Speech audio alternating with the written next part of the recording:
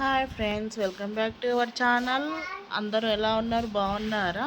మేమైతే చాలా బాగున్నాం. మీరు కూడా బాగున్నారని మనస్ఫూర్తిగా కోరుకుంటున్నా. నీ ఒక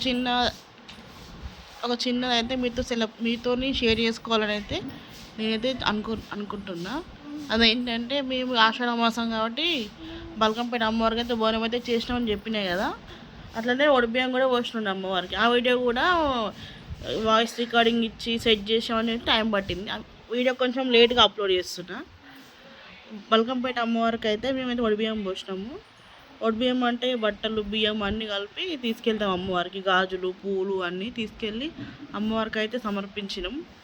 చాలా అంటే చాలా మంచిగా అనిపిస్తుంది బల్కంపేటలో వెళ్తే. అసలు అమ్మవారు అయితే చాలా పవర్ఫుల్. మనం ఏది కోరుకున్నా ఏం అడిగినా అమ్మవారు ఇస్తుంది. అంత మంచిదన్నమాట. మేమైతే నేను, మా అత్తమ్మ, మా అమ్మ, మా మరదలు, మా హస్బెండ్ అందరం కలిసి అయితే వెళ్ళినాము. గుళ్ళో అయితే అమ్మవారికి బియ్యం పోసినాక దర్శనం ఇట్లా అన్నీ మంచిగా అయినాయి. ఇక ఇంటికి వస్తే మాత్రం ఫుల్ వర్షం పడింది. వర్షం పడి ఫుల్ ట్రాఫిక్ జామ్ అయింది. ఇంటికి రానికి అయితే చాలా టైం పట్టింది. అసలు ఫుల్ ట్రాఫిక్ జామ్ అయిపోయింది. అసలు అనుకోలే వర్షం పడుతుందని. మేము బోనం చేసేటప్పుడే వర్షం పడుతుంది అనుకుంటాం, కానీ అమ్మవారి దయ వల్ల మేము బోనం చేసినాక బియ్యం పోసినాకనే వర్షం పడింది. ఇంటికి వచ్చేటప్పుడు వర్షం పడింది.